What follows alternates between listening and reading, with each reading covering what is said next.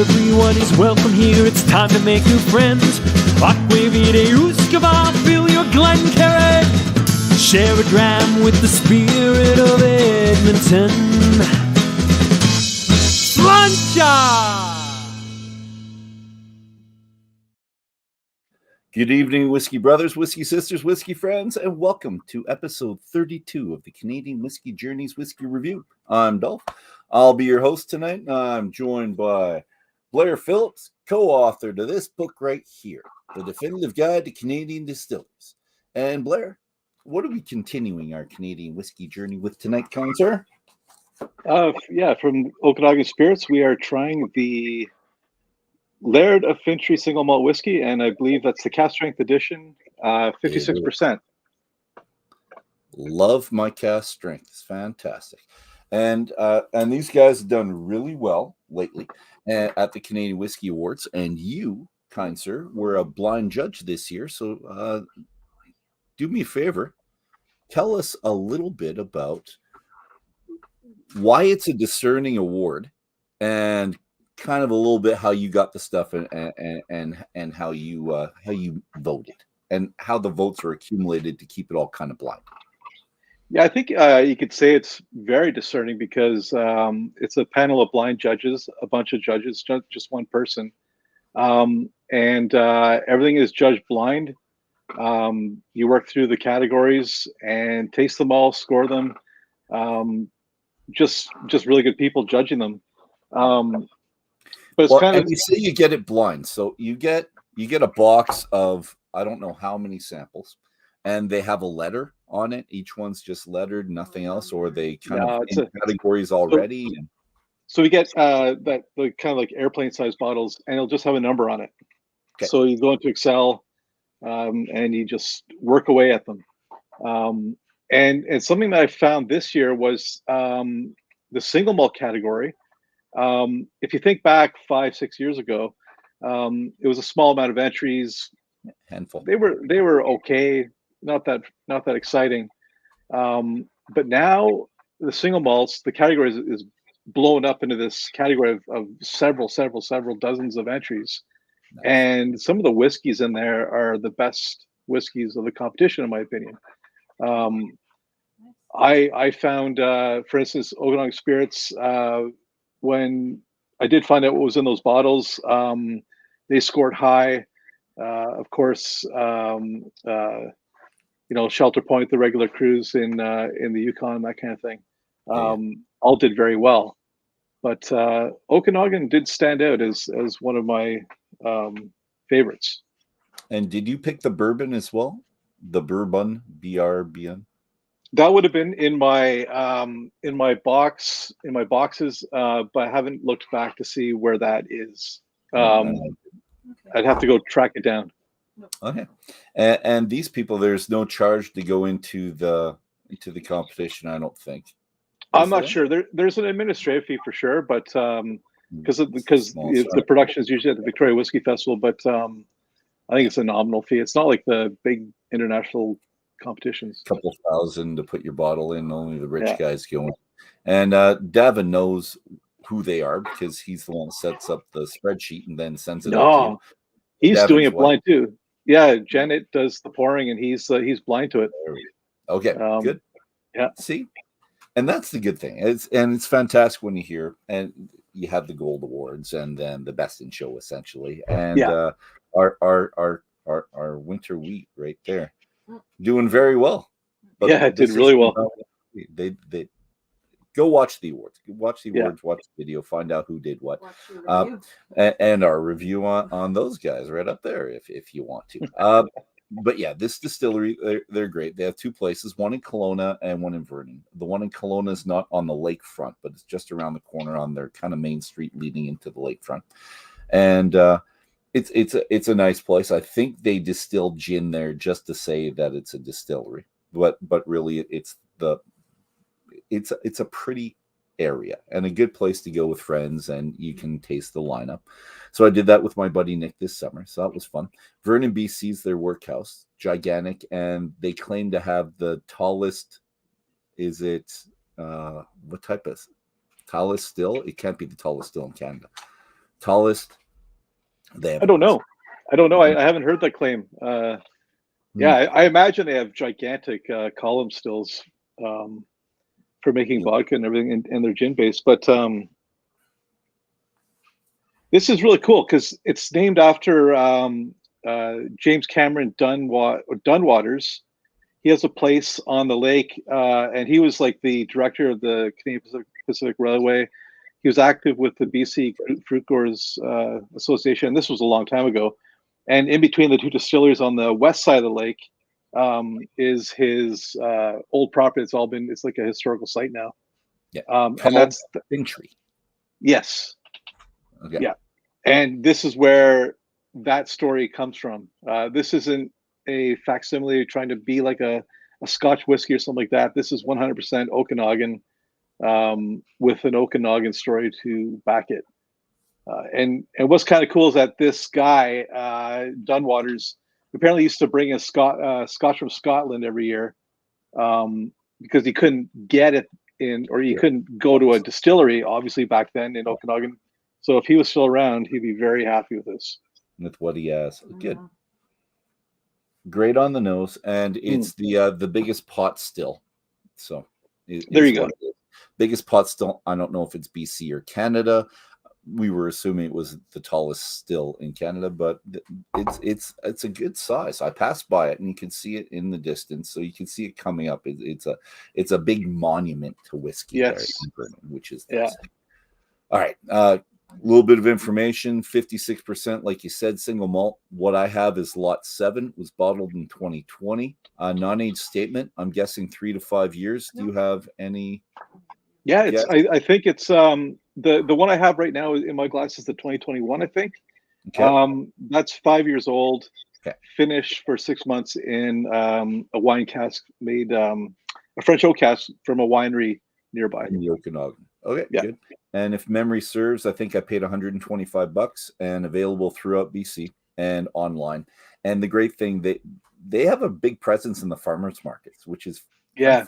You hear about that, and for Alberta, it's just kind of starting out that way. And Ontario, I'm guessing farmers markets might be a thing as well, right? With alcohol, but with alcohol, it's starting. With us. Okay, yeah. But theirs has been since 2013. They've been selling whole hog in the farmers markets, and I'd like to find out if I was able to talk to them this summer, I would have asked them what percentage they were selling at the farmers markets, because they seem to be really, really active. It'd be interesting to know. Yeah. Fine. Yeah. We'll see if they answer my phone calls next year. Maybe. All right. So I get caramel on the nose. Are you caramel or butterscotch or something? No, different? definitely vanilla and caramel. When I first, a little bit of oak, especially that kind of like that. I don't know how to explain it. There's like a real woody warmth to it, but without being overpowering. Yep. They've done a really good job. I think this version I have is a blend of 4 casks, or barrels. And when I first opened this, I found that it had a really nice bready aroma that is no longer there. It's dissipated. It's gone. It's still light caramelly. There's no mention of non-age state. No mention of coloring or. No, they wouldn't have. I doubt it. I'm guessing not, but I think they should say that. I think so. It's a selling point for people like me. But no, I don't. You mean no? I think.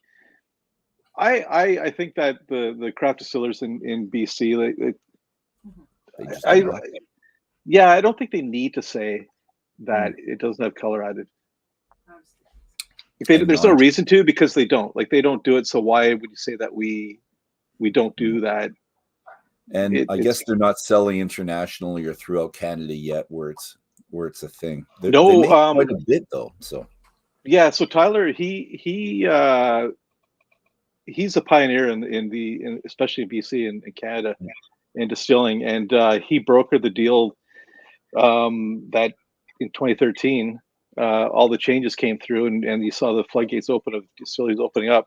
And one of the big problems is that there's a distilling cap, so it's really hard to stay within that amount to be called a craft distiller, and at the same time be able to export all over Canada, in the States, and all that stuff. So I think most of the stuff they make is sold in BC because it sells out in BC.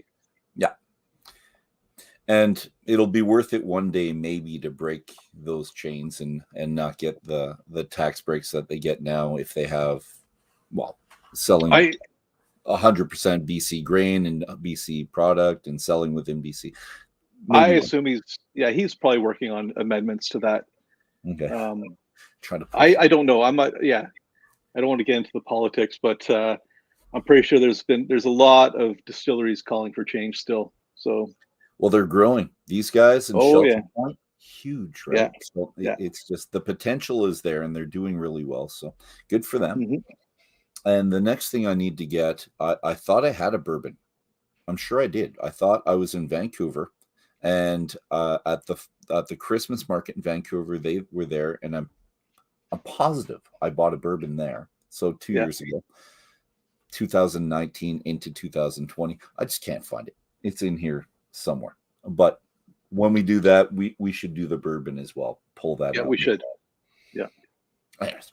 All right, sir. Anything else that? No, we do. Palate. We didn't talk about the palate. On the nose, we had the vanilla, we had the caramel. The sweetness is there. It's still light, and I agree with the non-wood, because when I get too woody, it takes away from the lightness. So it's light, and on the palate, same thing. And it's predictable from nose to palate for me. It's consistent. And that's a sign that they've really nailed it. Sometimes it's cool when it doesn't, if they're really neat notes, but this one's straight across. You're getting and what I really love about this cast strength whiskey is that you can add water to it. It's not going to make it bitter or astringent. It just maintains the exact same profile, just at a lower ABV. And I'm not going to add water to change it with you here. I might do it later, but it does change in the hand, though. With the heat of your hand, the cast strength changes with these as well. I've noticed it because I've had it in my hand over probably half an hour now, as I talked to you before this and now. And the nose has changed because of the heat just in my hand, which I generally like, but I can't tell you what it was before because I forget. I'm old. I forget things. But right now, it's lovely. I can nose this for a while. Exactly. Finish.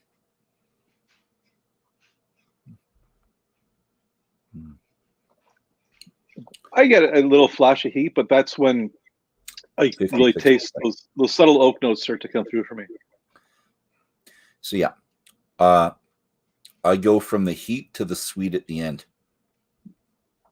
And for me, it's usually sweet and heat and then wood, but not a whole bunch of wood on the finish. It's more the sweetness that it finishes off with me. And I'm going to say medium length finish. Yeah, no, exactly. But I've added a little bit of water, and that's really brought out that wood. Maybe I will. All right, a little bit of water. I'll do it. Probably too much water, but I'll just pour more whiskey. I'm fine. I got lots. Okay, flowery notes now. Oh yeah, I was going to mention that. Okay, with the water, not only with the water. I couldn't detect it with full strength, but. All right. Yeah. Enjoyable. Grab one. And if you're not in BC, do it online. And I think about $125. 100 to 125. I don't want to overextend. I don't want to be quoted as kind of. I think it's 125. My memory is usually really good. I'm a math teacher, and how much I pay for things usually sticks to my memory, but. I think if you're on Price is Right, you lost both showcase showdowns. I don't have $1. Yeah, I'm gonna bid $1 because you bid 125. That's it, done. And you're probably right. All right. Thank you very much, everybody. I'm Dolph, Alberta Scotch Society Praz, and your host tonight. That's Blair. And again, he's the co-author to that book right there. Have a fantastic night, everybody, and we'll see you next week. And I think we're doing. We said last straw, what